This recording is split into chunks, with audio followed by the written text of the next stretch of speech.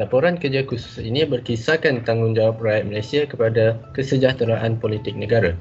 Politik merupakan satu daripada aspek yang penting yang merupakan simbol kematangan sesebuah negara dari segi kemajuan ekonomi, kepuasan rakyat terhadap pemimpin dan kesejahteraan negara. Kestabilan politik ditentukan oleh rakyat sendiri melalui pilihan raya yang diadakan setiap 4 tahun.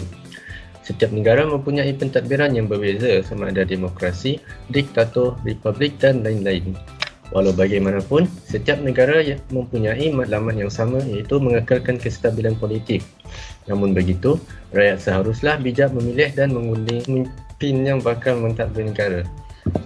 Sekiranya pentadbir yang zalim atau tidak bertanggungjawab dipilih untuk mentadbir, maka negara kita akan mengalami krisis ekonomi disebabkan penyalahgunaan kuasa dan rasuah. Oleh itu, setiap rakyat Malaysia bertanggungjawab untuk mengundi dan demi menjamin kesejahteraan negara. Penulisan konsep untuk laporan kami.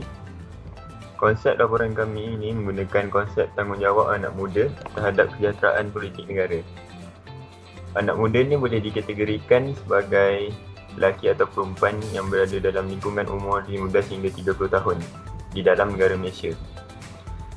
Menurut penemuan kami, dalam Laman Sawang Pertubuhan Bangsa-Bangsa Bersatu, PBB, 16% populasi dunia terdiri daripada golongan belia. Jadi, pelibatan golongan belia dalam politik memberikan impak yang besar. Okay, seterusnya, seperti yang kita tahu, golongan belia ini adalah cerminan sebuah negara pada masa yang akan datang. Jadi, apabila telah tiba masanya, golongan yang memimpin pada masa sekarang akan pergi dan golongan belia atau golongan anak muda pada masa hari ini akan menerajui tampuk kepimpinan negara. Seterusnya beralih kepada perbincangan satu. Dalam perbincangan ini saya akan membincangkan 3 soalan. Soalan pertama ialah ketidakseimbangan politik boleh menjurus kepada masalah ekonomi dan sosial negara. Majoritis responden bersetuju akan pendapat ini, namun punca yang dapat kita lihat dalam ketidakseimbangan politik negara ialah contohnya ahli politik yang menyalahgunakan kuasa. Di sini kita dapat lihat contoh menyalahgunaan kuasa ialah mereka menindas rakyat ataupun memanfaatkan kedudukan mereka demi kepentingan wan melalui mendapat sokongan melalui rasuah. Beralih pada soalan kedua, rujuk pada respon daripada responden, majoriti kurang bersetuju akan pernyataan ini dan pada menurut saya kematangan tidak boleh ditentukan. Kematangan boleh ditentukan melalui pelbagai pandangan individu. Contohnya ialah politik yang matang ialah ahli politik yang menyuarakan hujah atau yang membela rakyat dengan tujuan atau azam yang betul, tidak hanya menunding jari kepada pihak lain untuk mengelak daripada mengakui masalah mereka, dan rakyat juga memainkan peranan penting untuk mematangkan suasana politik dalam negara itu, tidak hanya tunggu disuap oleh para ahli politik ataupun pemimpin untuk menjalankan hak sebagai rakyat dalam mengundi. Dan soalan ketiga ialah berada di antara setuju dan tidak setuju ataupun tidak yakin akan pendapat ini, kerana golongan belia di negara ini kurang penglibatan dalam politik, seperti mereka hanya tidak kisah, dan setengah remaja mudah terpengaruh dengan hasutan negatif seperti terlibat dalam perhimpunan haram. Soalan yang keempat, adakah wajar golongan belia melibatkan diri secara langsung atau tidak langsung dalam bidang politik demi masa depan negara? Majoritinya bersetuju, iaitu terdiri daripada 80% responden.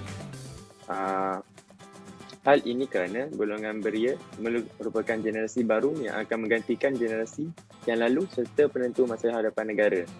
golongan belia harus cakna akan peristiwa-peristiwa yang berlaku di Malaysia pada umur seawal yang mungkin agar dapat membuat keputusan yang bijak seperti mengundi calon Perdana Menteri sewaktu proses pilihan raya di Malaysia. Seterusnya, beralih kepada soalan yang keempat dan yang kelima. Soalan yang kelima menyatakan asas pengetahuan politik negara perlu diperkenalkan dalam akademik sekolah dengan lebih mendalam.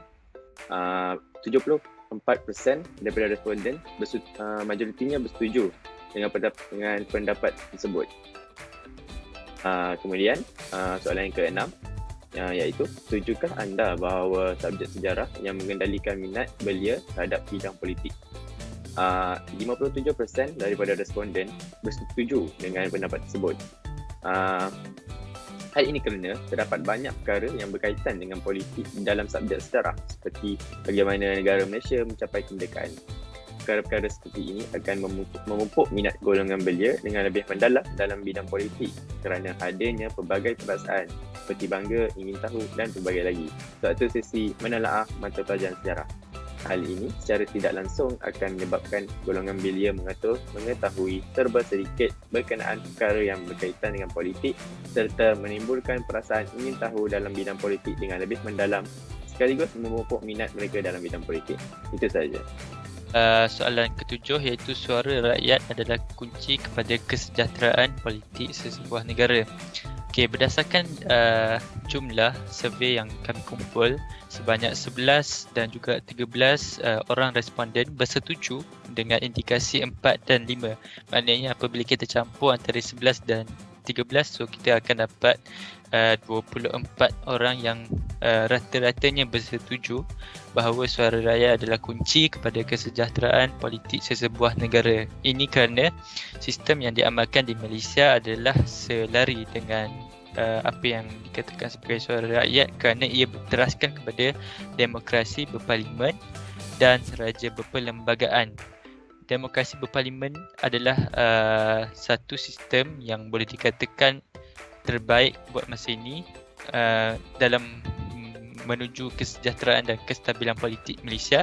Sistem ini demokrasi ada dua, iaitu sistem demokrasi berparlimen dan juga sistem demokrasi berpresiden, di mana sistem demokrasi berpresiden ini diamalkan di negara jiran kita iaitu Indonesia dan juga Amerika.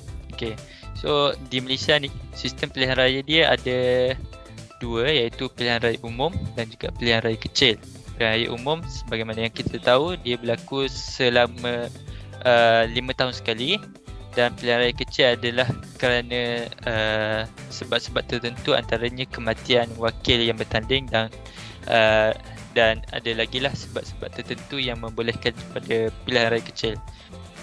Menurut jumlah undian yang kami kumpul, rata-rata pengundi amat bersetuju dengan kadar penurunan umur calon dan juga pengundi kepada 18 tahun, dan juga ini adalah satu perubahan yang baru kepada tanah air kita, negara Malaysia, dan juga pada tahun ini dan juga sejak 2019 lagi ia bermula dengan slogan undi 18 dan yang telah diusulkan di parlimen yang mendapat rata-rata majoriti hampir penuh keseluruhan Majlis Perwakilan yang bersetuju dengan usul tersebut, menyebabkan usul tersebut diterima dan ia bakal merubahlah polisi negara. Okey, soalan ke-9. Apakah wajar adanya golongan teknokrat dalam pentadbiran politik selain politika semata-mata? Okey, menurut responden juga jawapannya adalah ya, dan juga ia adalah majoriti. Sebagaimana yang kita tahu, golongan teknokrat ialah sekumpulan pakar yang mempunyai kemahiran tertentu dalam sesuatu bidang, antara contoh jurutera, profesor, doktor, ahli korporat dan juga pegawai pengurusan. Sebilangannya mengatakan ya, tetapi menurut jumlah majoriti adalah tidak pasti, di mana kami ataupun saya boleh menyimpulkan bahawa rata-rata pengundi sebenarnya tak tahu pun kewujudan golongan kiri dan juga kanan, kerana ia melibatkan pendedahan ilmu lah yang memerlukan pembacaan yang lebih meluas. Cuma yang saya dapat simpulkan adalah golongan kiri adalah mereka yang merangkumi ideologi yang seumpama sosialisme, komunisme dan juga liberalisme. Golongan kanan adalah golongan nasionalisme, golongan konservatisme, golongan fasisme dan juga golongan ultranasionalisme. Berdasarkan tinjauan yang telah kami lakukan, kami dapat menyimpulkan bahawa kesejahteraan politik amatlah penting bagi sebuah negara kerana pentadbiran yang telus mampu mewujudkan negara yang aman dan makmur. Tinjauan ini turut menunjukkan bahawa golongan belia di negara kita masih tidak cakna terhadap politik negara kita. Hasil analisis menunjukkan bahawa 60% responden yang merupakan golongan belia masih lagi ragu-ragu apabila ditanya berkenaan keadaan politik negara kita pada hari ini. Namun, pada akhir tinjauan ini, majoriti golongan belia bersetuju bahawa mereka seharusnya mengambil soal politik negara. Hal ini menunjukkan mereka sedar bahawa mereka merupakan pewaris kepada pentadbiran negara pada masa hadapan. Buktinya, golongan responden bersetuju had umur mengundi diturunkan kepada 18 tahun. Hal ini menunjukkan rata-rata daripada responden masih memiliki minat untuk mengambil bahagian dalam hal ehwal politik negara. Namun mungkin mereka tidak didedahkan dengan platform yang mampu meningkatkan pengetahuan mereka terhadap isu politik semasa di negara kita.